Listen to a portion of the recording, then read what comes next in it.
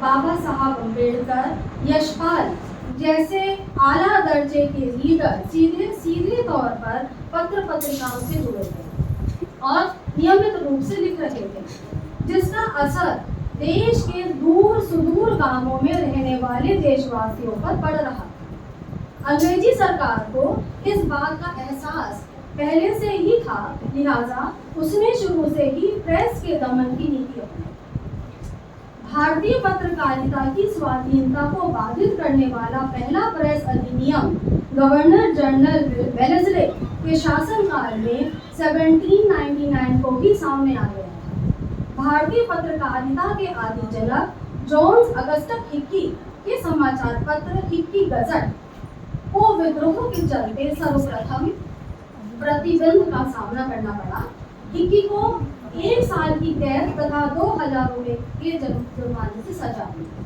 कालांतर में ganging act, vernacular press act, newspaper act, Indian press act इत्यादि जैसे दमनकारी कानून अंग्रेजी सरकार द्वारा प्रेस की स्वतंत्रता को बाधित करने के उद्देश्य से लागू किए गए। अंग्रेजी सरकार इन काले कानूनों का सहारा लेकर किसी भी पत्र पत्रिका पर चाहे जब प्रतिबंध जुर्माना लगा देते थे। आपत्तिजनक लेख वाले पत्र पत्रिकाओं को जब्त कर लिया जाता था। लेखक संपादकों को कारावास व पत्रों को दोबारा शुरू करने के लिए जमानत की भारी रकम एकत्र तथा जमा करनी पड़ती थी। बावजूद इसके समाचार पत्र संपादकों के तेवर उग्र से उग्रतर होते चले। आजादी के आंदोलन में जो भूमिका उन्होंने खुद तय की थी, उन पर उनका भरोसा और भी ज्यादा मजबूत होता चला। जेल, जब्ती, जुर्माने के डर से उनके हौसले पस्त नहीं, जिसका असर आज यह है कि हम आज एक स्वतंत्र भारत में स्वतंत्र पत्रकारिता को अनुभव कर सकते हैं। इस संक्षिप्त पृष्ठभूमि के साथ मैं सर्वप्रथम हमारे आज के मुख्य वक्ता श्री अनंत विजय जी को आमंत्रित करती हूँ कि वे इस विषय पर और प्रकाश करें।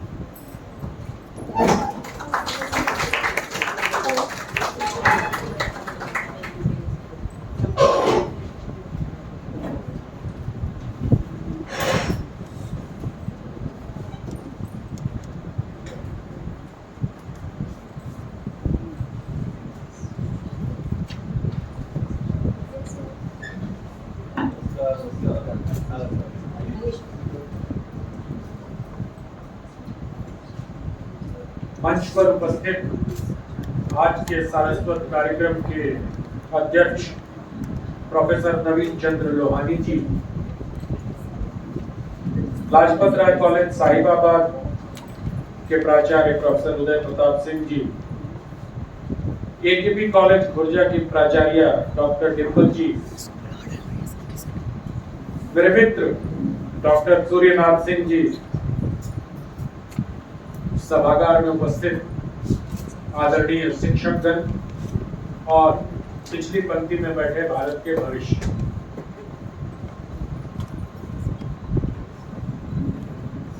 मंच पर सारे डॉक्टर हैं मेरे अलावा। मुझे लगा था कि सूर्यनाथ जी के रूप में मुझे साथ मिलेगा, लेकिन यहाँ आकर पता चला कि वो भी डॉक्टर हैं। तो डॉक्टरों की इस सभा में गैर डॉक्टर का बोलना, लेकिन चूंकि मैं अध्यापक ना होते हुए अध्यापक पुत्र हूँ, मेरे माताजी और पिताजी दोनों विश्वविद्यालय में प्रोफेसर रह चुके हैं, तो इसलिए मैं खुद से इसी परिवार का जुड़ा हुआ समझता हूँ अपने आप को। आज का जो विषय है स्वाधीनता के अमृत महोत्सव से जुड़ा हुआ, मुझे लगता है इस संगोष्ठी की परिकल्पना जब की होगी तो ये विषय रखा गया होगा। और मैं पूनम जी का भी आभार प्रकट करता हूँ कि बहुत दिनों से इस कार्यक्रम के लिए लगी हुई थी और लगातार बात कर रही थी। कई बार यह कार्यक्रम चला, लेकिन उन्होंने हिम्मत नहीं हारी। पूनम जी, आपका बहुत बहुत आभार कि आपने इस कार्यक्रम को आयोजित किया और हम सबको यहाँ बुला। सूर्यनाथ जी हमारे बहुत 3 दशक पुराने मित्र हैं, लेकिन 7-8 सालों बाद आज हमारी मुलाकात हुई कम से कम। तो अब मैं विषय पर आता हूँ। दमनकारी प्रेस नीति और हिंदी का जब्त शुदा साहित्य।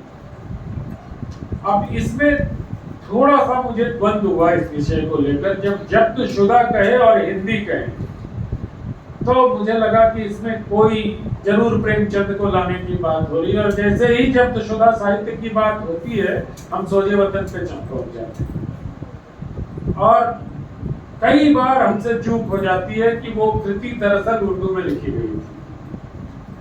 वो कहानी संग्रह जो सोजे वतन का 1908 में प्रकाशित हुआ था और जिसे जब्त किया गया था और जिसको लेकर प्रेमचंद को बुलाकर वहाँ के कलेक्टर ने बहुत फटकार लगाई थी और कहा था कि वो तो शुक्र मनाओ अंग्रेजों का राज है, तुम्हारे इस संग्रह को सिर्फ पाबंदी लगाई जा रही है और बचे हुए अंकों को जलाया जा रहा है। ये मैं नहीं, उनके पुत्र ने लिखा है कलम के सिपाही में, वहीं से मैं प्रसंग बता रहा हूँ। जलाया जा रहा है, अन्यथा अगर मुगलों का राज होता तो तुम्हारे दोनों हाथ काट लिए जाते। फिर प्रेमचंद ने कहा कि उसके बाद उनका एक कोई सब मतलब जुगाड़ उस जमाने में भी चलता था।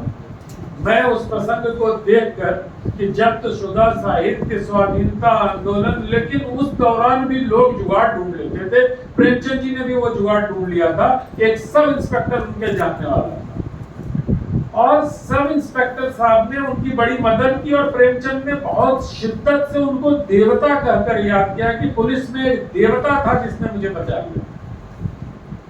नहीं तो प्रेमचंद को ये डर था उस वक्त कि संभवतः कानपुर के कलेक्टर उनको जेल भेज दें। जिस तरह से उनकी पेशी हुई, जिस तरह से उनको अपमानित किया गया और जिस तरह से उनके कहानी संग्रह की बची हुई प्रतियों को जला दिया गया, उससे उनके मन में ये आशंका पैदा हो गई थी या संदेह गहरा रहा था कि कहीं ब्रिटिश सरकार उनको जेल में न डाल दे।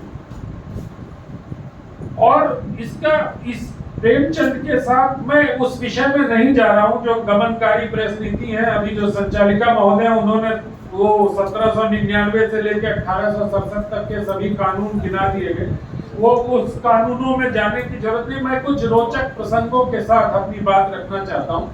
तो प्रेमचंद के साथ जो वो घटना हुई वो भारतीय स्वाधीनता आंदोलन के साहित्यकारों के साथ हुई घटनाओं का एक ऐसा खतरनाक मोड़ था कि जिसके बाद ये जारी कर दिया गया कि आप कोई भी कृति प्रकाशित करवाएंगे तो आपको प्री सेंसरशिप पहले आपको दिखाना पड़ेगा और किसी भी रचनात्मक व्यक्ति के लिए इससे बड़े अपमान की कोई बात नहीं हो सकती। अग्रिम पंक्ति में बैठे लोग समझ सकते हैं जो लेखक हैं, और कि किसी भी रचना को अगर हमें किसी को दिखा के प्रकाशित करना पड़े तो बड़ी, आजकल पिछले दिनों हिंदी साहित्य में भी कुछ विवाद हुआ तो लोग कहने लगे कि इंटरव्यू हमें पहले दिखा दीजिए तब प्रकाशित करिए।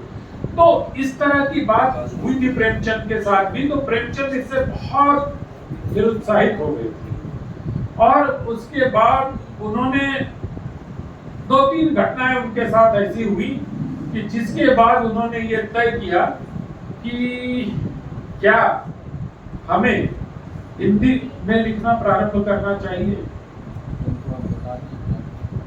एक और घटना हुई थी, करबला नाटक लिखा था। करबला नाटक को लेकर मुस्लिम समाज में उस वक्त बहुत विरोध हुआ और कहा गया था कि अब ये हिंदी वाले हमारे समाज पर लेख लिखेंगे। तो उसको लेकर भी प्रेमचंद जी बड़े आहत थे और फिर उन्होंने निगम साहब को एक पत्र लिखा। उस पत्र में उन्होंने लिखा कि अब मैं हिंदी में लिखने का अभ्यास कर रहा हूं क्योंकि उर्दू में हिंदुओं का गुजारा नहीं है।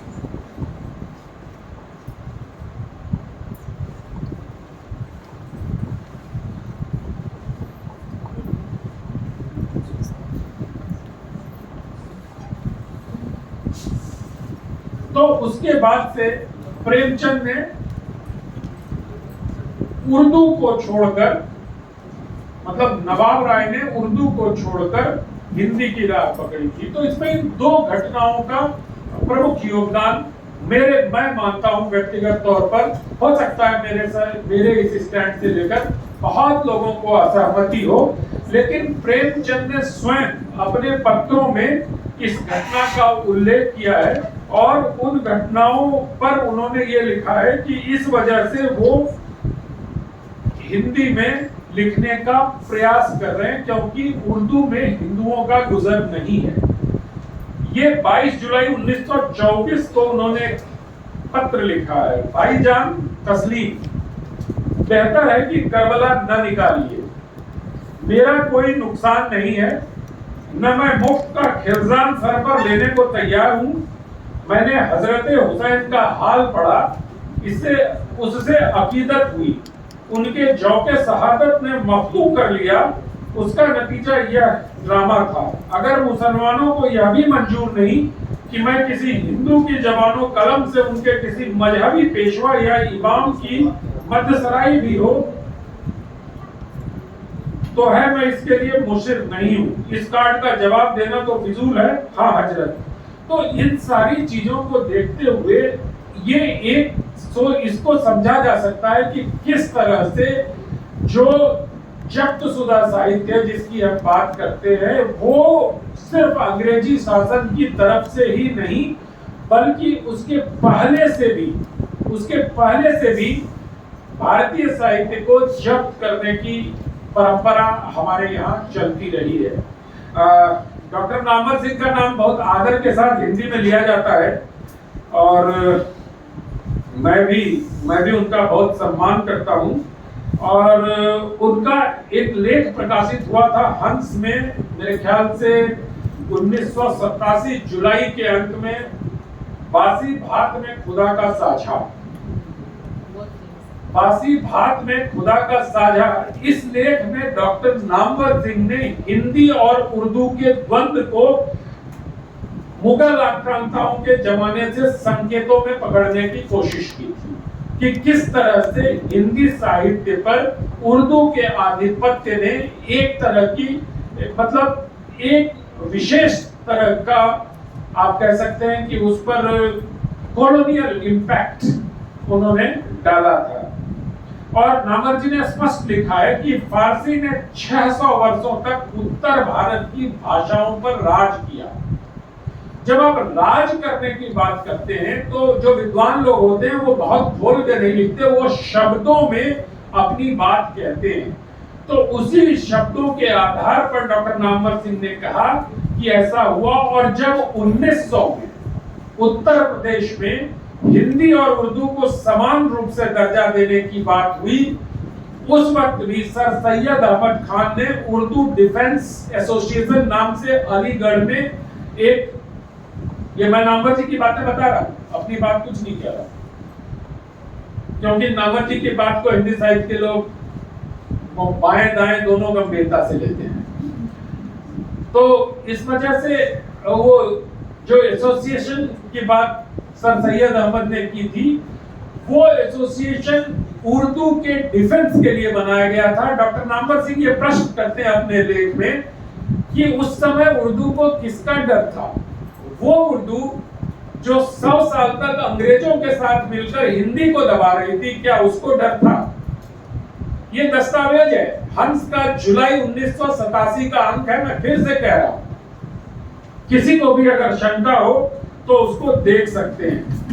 तो नामवर सिंह जैसे विद्वान जब हिंदी साहित्य पर उर्दू और अंग्रेजों के मिलकर उसको दबाने की बात कर रहे होते हैं तो हिंदी साहित्य को बहुत गंभीरता से इस पर विचार करना चाहिए और उन तत्वों और तथ्यों की खोज करनी चाहिए जिनको 600 साल फारसी और 100 साल उर्दू और अंग्रेज इन दोनों ने मिलकर जो काम किया, उस दौरान क्या क्या चीजें जब्त की गई या क्या क्या चीजें जब्त करके नष्ट कर दी गई। स्वाधीनता के अमृत महोत्सव वर्ष में और अमृत काल में एक संकल्प हमारा ये भी होना चाहिए कि हम उन साहित्यकारों को याद करें जो ये केन प्रकारे हमारे सार्वजनिक जीवन से, हमारे साहित्यिक जीवन से, हमारे विश्वविद्यालयी जीवन से, हमारे अकादमिक जीवन से हाशिए पर चले गए या टाल दिए गए। ये दोनों बिंदु मैं आप विद्वज्जनों के सामने रखता हूं। एक और साहित्यकार थे जिनको बहुत बहुत झेलना पड़ा था और उनकी कई रचनाएं जब्त की गई थी। जब्त शुदा साहित्य के कोष्ठक में उनकी भी रचनाएं आती। उनका नाम था अंबा प्रसाद सूफी। अंबा प्रसाद सूफी मुरादाबाद, इस उत्तर प्रदेश की धरती जहां ये कार्यक्रम हो रहा है, वहीं के मुरादाबाद में 1857 के विप्लव के आसपास उनका जन्म हुआ था। और अंबिका प्रसाद सूफी भी पहले उर्दू में लिखते थे, उर्दू में पत्रिका निकालते थे और बाद में न जाने किन वजहों से वो हिंदी की तरफ चले। उन पर अंबिका प्रसाद सूफी पर 1897 में उन पर राजद्रोह का मुकदमा लगा और उनकी तमाम रचनाएं जब्त करके नष्ट कर दी गई अंग्रेजों के द्वारा। हम अंबिका प्रसाद सूफी जी के बारे में तो जानते हैं, दद्दा ने, माखनलाल चतुर्वेदी जी ने उनके बारे में कुछ थोड़ा बहुत लिखा है। कुछ सामग्री हो सकता है रामपुर की रजा लाइब्रेरी में उपलब्ध हो, क्योंकि वो उर्दू में भी लिखते थे, मेरी जानकारी में नहीं है। लेकिन अंबा प्रसाद सूफी की जो रचनाएं जब्त की गई, प्रयास ये किया जाना चाहिए क्योंकि उस समय जो वो लिखते थे उसका सर्कुलेशन बहुत व्यापक था, उसका प्रसार बहुत अधिक होता था। तो उन रचनाओं को किसी न किसी प्रकार से हमें सामने लाना चाहिए, क्योंकि 1909 में उन्होंने एक देशवा अखबार निकाला था, उसका नाम था देशवा। और वो इतने गुणी लेखक और संपादक थे कि अंग्रेजों की यातनाओं से बचने के लिए वो देश छोड़कर ईरान चले गए। ईरान जाने के पहले उन्होंने, ऐसा बताया जाता है, कई स्पष्ट जानकारी और प्रामाणिक जानकारी उपलब्ध नहीं है, लेकिन जो छिटपुट जानकारी उपलब्ध है उसमें अंबा प्रसाद सूफी ने ईरान जाने के पहले, देश छोड़ने के पहले 24 या 25 संपादकीय लिखकर देशवा के लिए छोड़ दिए कि अगर वो न भी रहे तो ये लेख प्रकाशित होते रहे और अंग्रेजों को ये भ्रम रहे कि वो देश में ही। वो अपने 2 साथियों के साथ ईरान गए, जियाउल हक, एक और साथी, और अंबा प्रसाद सूफी जी। वहां जियाउल हक साहब को ये लगा कि अगर वो इनकी सूचना अंग्रेजों को दे देते हैं तो वो बच जाएंगे। लेकिन अंबा प्रसाद सूफी ने उन्हें गलत जानकारी दे दी और जब जियाउल हक साहब ने अंग्रेजों को अंबा प्रसाद सूफी के बारे में जानकारी देने के लिए पहुंचे और जब छापेमारी हुई और अंबा प्रसाद सूफी ईरान में वो तय स्थान पर नहीं मिले, तो फिर जियाउल हक साहब को जेल में डाल दिया गया। ये बड़े रोचक प्रसंग हमारे इतिहास की पुस्तकों में बिखरे हुए हैं जो हमारे पूर्वज साहित्यकारों ने लिखे। ये प्रसंग, ये जो जियाउल हक वाला प्रसंग है, ये माखनलाल चतुर्वेदी एक पुस्तक है जो डॉक्टर रामविलास शर्मा ने संपादित की थी, उस पुस्तक में ये प्रसंग है।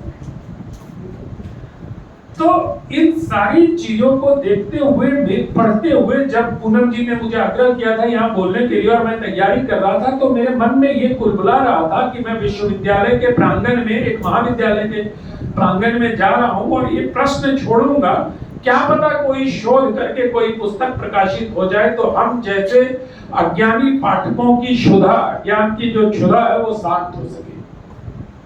कि अंबा प्रसाद सूफी ने ऐसा क्या लिखा था कि उनको देश छोड़ना पड़ा, क्यों परेशान हो गए थे अंग्रेज, क्यों नहीं ऐसी रचनाएं हम सामने लेकर आते हैं। तो ये सारी चीजें जो मैं, एक ऐसे ही और थे लाला हरदयाल, बहुत नाम सुनते हैं हम लोगों का। लाला हरदयाल ने भी विपुल लेखन किया है और 1939 में, अगर मैं गलत नहीं हूं, तो उनका निधन हुआ और वो देश आना चाहते थे, लेकिन उस वक्त की बरतानिया हुकूमत ने उसको देश आने की अनुमति नहीं दी, लिहाजा उनका निधन अमेरिका में हुआ। उन्होंने क्या लिखा था, कितना लिखा था? लाला हरदयाल के नाम पर दिल्ली में लाइब्रेरी है, लेकिन क्या हम उनकी चीजों को सर्वसुलभ तरीके से आम जनता तक पहुंचा सकते हैं? अध्यक्ष महोदय, 20 मिनट हो जाए तो आप कृपया मुझे इशारा कर दीजिएगा, क्योंकि मैं अपने पिताजी को यही चिढ़ाता था कि प्रोफेसरों को रुकना पड़ता है, नहीं तो घंटी बजानी पड़ती है। तो जैसे ही हो जाए मुझे बता दीजिएगा सर। इसी तरह से एक मोटे तौर पर एक आकलन है कि